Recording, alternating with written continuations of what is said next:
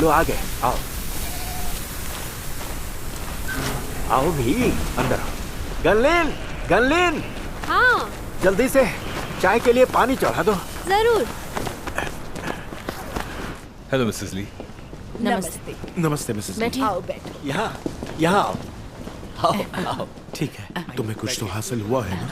अच्छा अब मैं समझ गया। हाँ हासिल हुआ है। भाइयों, मैं महाविनाशों के बारे में थोड़ा बहुत समझा हूं।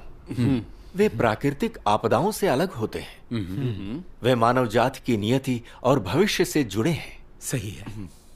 लेकिन मैं अभी भी जानना चाहता हूं, परमेश्वर देहधारी होकर क्यों आएगा और महाविनाशों से पहले ही क्यों आएगा? बिल्कुल, पर ऐसा क्यों है?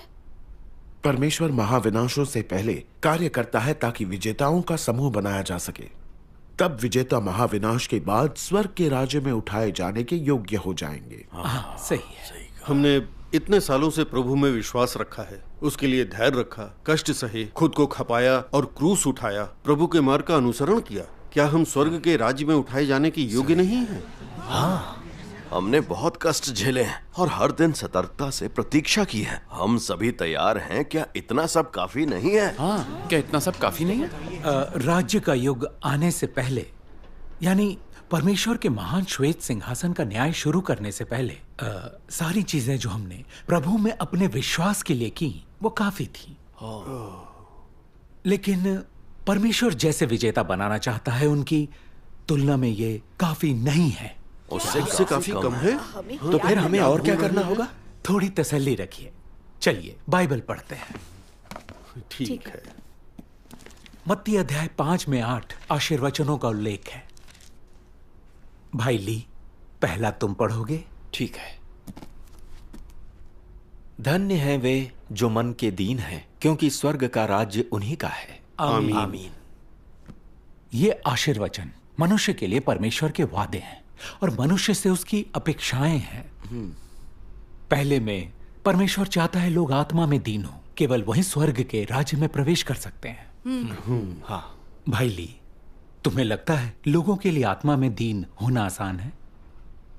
हाँ। तो तुमने ये हासिल कर लिया? हाँ, तुम्हें बस विनम्र बनना और अहंकार नहीं करना है। हाँ। क्या बाहर से विनम्र होने का अर्थ है कि तुम अंदर से भी विनम्र हो? तुम अहंकारी नहीं हो? जब तुमने कुछ हासिल नहीं किया, कोई योगदान नहीं दिया, जब तुम एक साधारण विश्वासी हो, जब तुम्हें लगे कि तुम स्वर्ग के राज्य में जाने योग्य नहीं, तो तुम विनम्र रह सकते हो और अहंकारी नहीं बनते।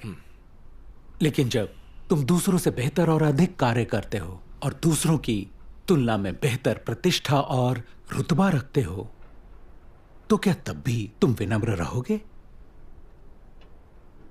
क्या तुम अहंकार से मुक्त होगे? उस समय तुम खुद को संयमित नहीं कर पाओगे।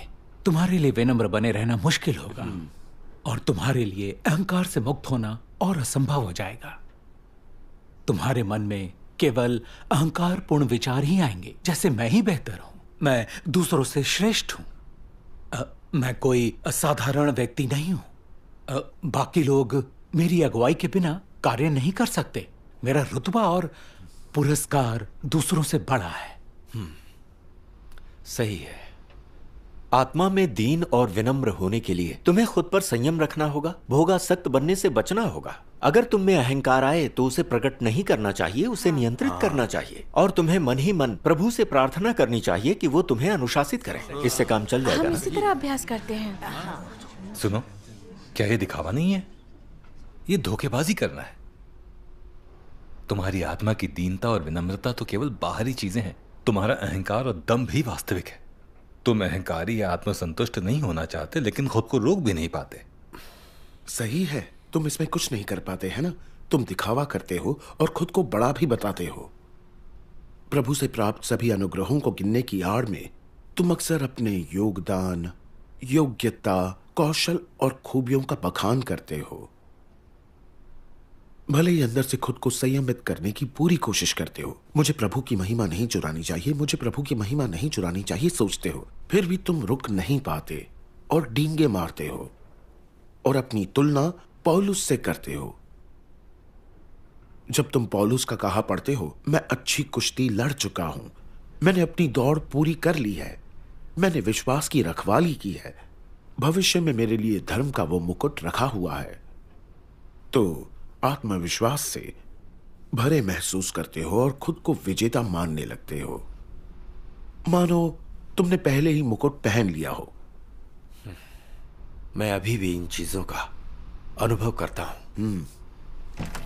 पापा, पापा इधर आइए। पापा, यहाँ भाई बहन आए हुए हैं ना? भाई बहन। पानी अभी तक उबला क्यों नहीं? हाँ, ये बस पापा, उबलने ही वाला भाई है। बहनों को हमारे यहाँ का पानी नहीं पीना चाहिए। ये काफी कड़वा और खारा है। हाँ, चाय में भी कड़वा और खारा स्वाद आएगा। क्या इन्हें कोई पेय लाकर पिला दे? मेरी उम्र हो गई है ना, ये बात तो मैं भूल ही गया। जल्दी से जाकर कुछ पे ले आओ। पापा, बोलो। पैसे चाहिए। ओह,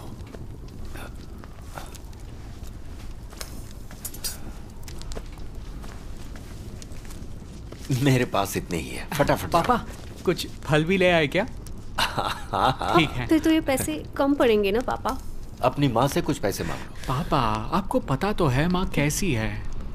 अच्छा छोड़ो, चिंता मत करो, कोई रास्ता निकालेंगे। चलो चलते हैं, चलो। ठीक है, हम जाते हैं पापा। ध्यान से। सर्वशक्तिमान परमेश्वर के बताए सिद्धांत से अभ्यास करने से मेरा मन धीरे धीरे स्वच्छ और पवित्र हो गया।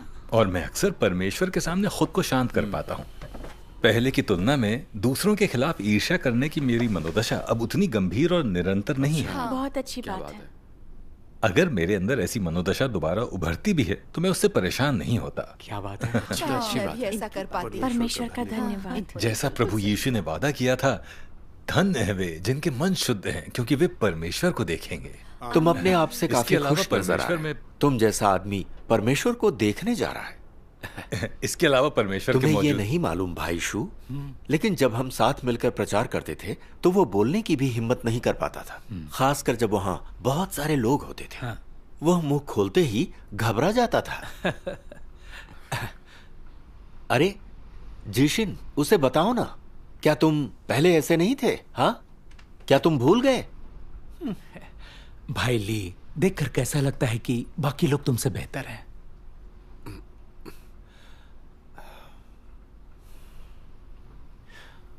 जलन होती है। देखा, तथ्यों के सामने आने पर लोगों के असली चेहरे उजागर हो जाते हैं। जब रुतबा और प्रतिष्ठा दांव पर ना हो तो लोग बाहर से विनम्र हो जाते हैं, लेकिन जब वो दांव पर होती है वे विनम्रता बनाए नहीं रख पाते। ऐसा क्यों है? ऐसा क्यों होता है? जब तक परमेश्वर तुम्हें शुद्ध ना करे तुम्हारा जीवन पूरी तरह से वैसा ही रहता है। तुम्हारी मूल प्रकृति कायम रहती है। लोग पूरी तरह से पुरानी जिंदगी के वश में रहते हैं। उनके पास कोई और विकल्प नहीं होता। उनकी मूल प्रकृति अहंकारी स्वभाव से भरी होती है, और इस अहंकारी स्वभाव के प्रभाव में लोग जो प्रकट करते हैं और जीते हैं, वो स्वाभाविक तौर पर रुतबे के लिए होड़, प्रसिद्धि और लाभ के लिए होड़, ईर्ष्या और संघर्ष, एक दूसरे के खिलाफ होड़, दूसरों पर जीत की कोशिश और खुलिया छिपी लड़ाई होती है। असल में विनम्र होना वाकई चांद पर जाने से ज्यादा मुश्किल है। हाँ, सही कहा। ये सच है, हम वास्तव में अपनी मदद नहीं कर पाते। ये तथ्य सभी ने देखे हैं। तुम पाप पर विजय हासिल नहीं कर सकते। न सिर्फ तुम अक्सर पाप करते हो, बल्कि तुम भ्रष्ट स्वभावों के नियंत्रण में रहते हो और इसमें जकड़े हो। लोग मनुष्य की उन 8 अपेक्षाओं को भी हासिल नहीं कर पाते जिनका उल्लेख प्रभु यीशु के आशीर्वचनों में हुआ है। सही है। भले ही लोग बाहरी व्यवहार में मानक स्तर के हों, फिर भी अंदर से वे पापी प्रकृति के हैं। वे परमेश्वर का मार्ग नहीं अपना पाते। ऐसे लोग स्वर्ग के राज्य में कैसे उठाए जा सकते हैं? इसीलिए लोगों को एक और चरण शुद्ध करने की आवश्यकता है, ताकि न केवल उनके व्यवहार में परिवर्तन आए, बल्कि वे पाप पर विजय पा सकें और फिर पाप ना करें। बेशक मानव जाति को इसकी जरूरत है और यही कार्य परमेश्वर कर रहा है। कमाल है। बहुत अब बढ़िया। हमारे पास अपने पापी प्रकृति को छोड़ने का मार्ग है। परमेश्वर का धन्यवाद। भाई, कुछ हद तक मेरी समझ है कि परमेश्वर को नए कार्य का एक और चरण करने के लिए आना होगा। लेकिन उसे देह क्यों धारण करना होगा? अगर परमेश्वर का आत्मा कार्य करने आए तो क्या यह एक ही बात नहीं होगी? उसका आत्मा कार्य करने क्यों नहीं आता? आप बताइए ना। तुमने अभी तक इस मसले पर बात नहीं की है। बिल्कुल, इस बारे में बताओ। प्रभु यीशु के सूली पर चढ़ने और पुनरुत्थान को कितना समय हो चुका है? 2000 वर्ष। तो क्या परमेश्वर की आत्मा तब से अब तक कार्य नहीं कर रही है? ऐसा ही लगता है। परमेश्वर का आत्मा 2000 वर्षों से कार्य कर रहा है। उसके मार्ग का अनुसरण करना जानते हो? क्या तुम्हारी पापी प्रकृति ठीक हो गई? शायद ठीक नहीं हुई है। निश्चित रूप से ठीक नहीं हुई है। बस अभी